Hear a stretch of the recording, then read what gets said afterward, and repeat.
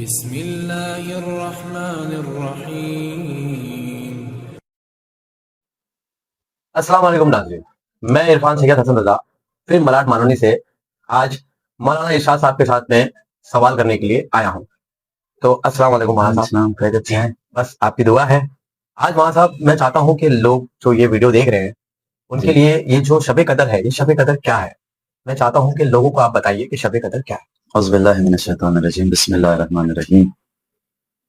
سب سے پہلے تو یہ شب قدر بہت فضیلت والی رات ہے، بہت بابرکت رات ہے، اور اس شب قدر میں روایتوں میں آیا ہے کہ قرآن نازل ہوا ہے، اور اس شب قدر میں ہمیں راتوں کو جاگ کر عبادت کرنا چاہیے، اور اس میں ملتا ہے کہ اس شب قدر میں ہماری تقدیر بھی بنتی ہے، اور یہ شب قدر آئندہ آنے والی شب قدر تک کا وسیلہ بنتی ہے کہ ہمیں کیا ملنا ہے، کیا نہیں ملنا ہے، ہمیں کب کہاں جانا ہے، کب زیارت کے لیے جانا ہے۔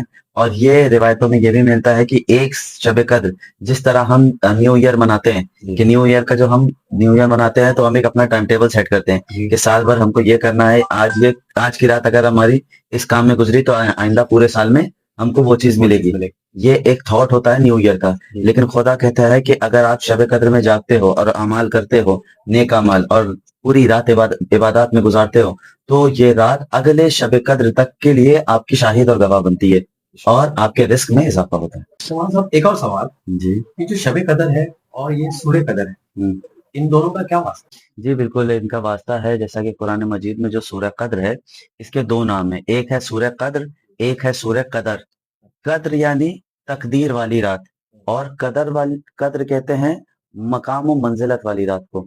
اب خدا بند کریم سورہ قدر میں ارشاد فرماتا ہے کہ انا انزلناہ فی لیلۃ القدر، یعنی بے شک ہم نے اس شب میں نازل کیا۔ کیا نازل کیا؟ قرآن مجید۔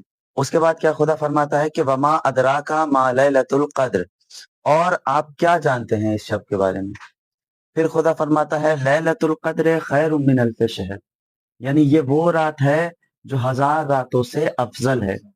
اس کے بعد خدا ارشاد فرماتا ہے کہ تنزل الملائکۃ والروح، یعنی اس رات میں ملائکہ اور روح نازل ہوتے ہیں، فیہا باذن ربہم، یعنی خدا کے اذن سے آتے ہیں، خدا کے اذن سے نازل ہوتے ہیں، من کل امر، سارے امروں کو لے کر، یا امر یعنی حکموں کو لے کر یہ آسمان سے زمین پہ آتے ہیں۔ اور آخری آیت میں خدا نے ارشاد فرمایا ہے سلام ہے حتی مطلع الفجر، یعنی یہ رات طلوع فجر تک سلامتی ہی سلامتی ہے۔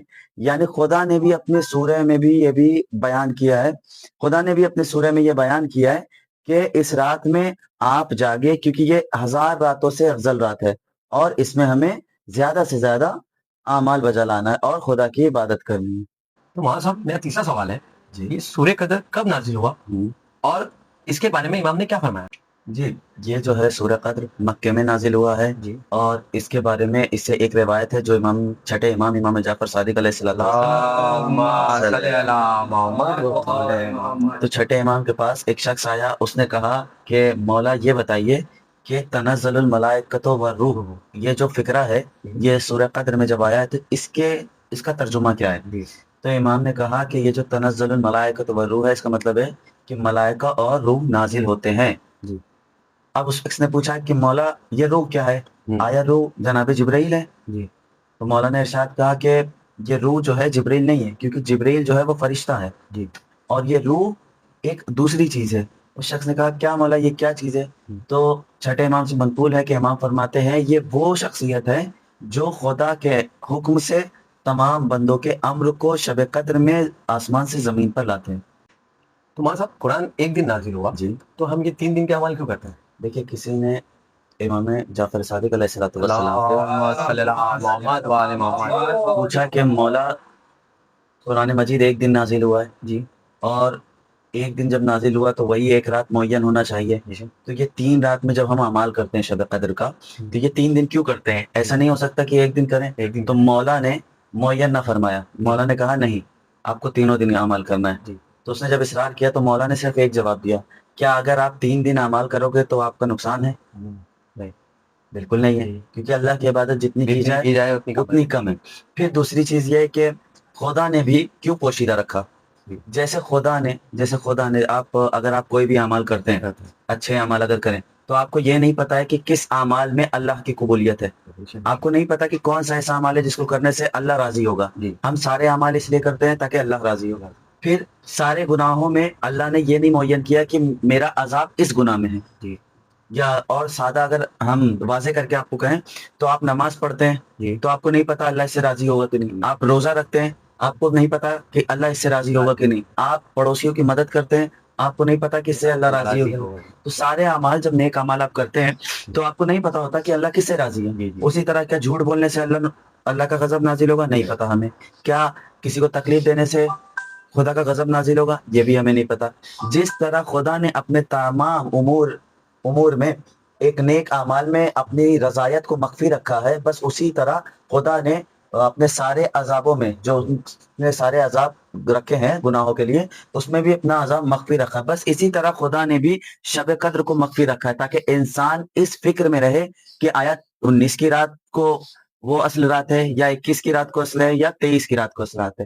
لیکن ہاں ایک چیز اور ہے کہ تمام بزرگ علماء دین نے اس چیز پر زیادہ توقع اور زیادہ غور و فکر کرنے کے بعد اس چیز پر وہ پہنچے ہیں کہ 23 ماہ رمضان المبارک کی رات ہی وہ اصل ہے. لیکن پھر بھی وہ کہتے ہیں کہ آپ تینوں دن عمل کریں. تو مولانا صاحب، یہ آج کل جو نیو جنریشن کے جو بچے ہیں وہ آج کل تو کہہ رہے ہیں کہ 19 کا اور 21 کا عمل نہیں کرنا چاہیے، 23 کا عمل کرنا چاہیے. اس کے بارے میں آپ کیا کہنا چاہیں گے؟ دیکھیے، ابھی کل ہی ہم سے یہ سوال ہوا تھا، آپ نے اسی کو دوہرا دیا ہے کہ ہم سے یہی سوال ہوا کہ مولانا 19 کا شب 19 اور شب 21 کا عمل ہم نہیں کریں گے.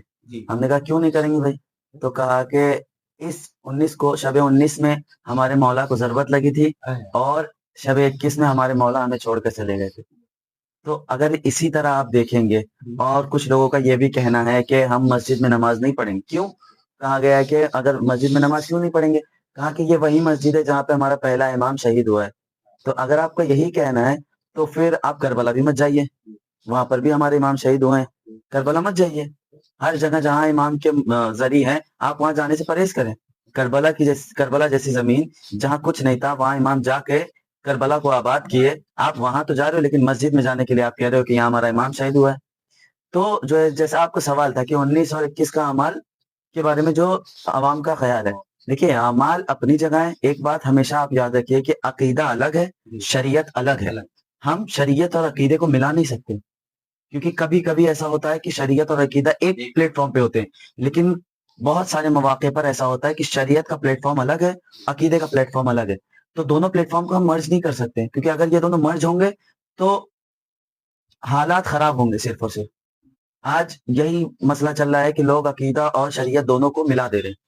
تو جیسا خدا کا فرمان ہے اور رسول کی سنت بھی ہے کہ وہ 19، شب 19، شب 21 اور شب 23 میں ہمارے شب قدر کو بجا لاتے تھے.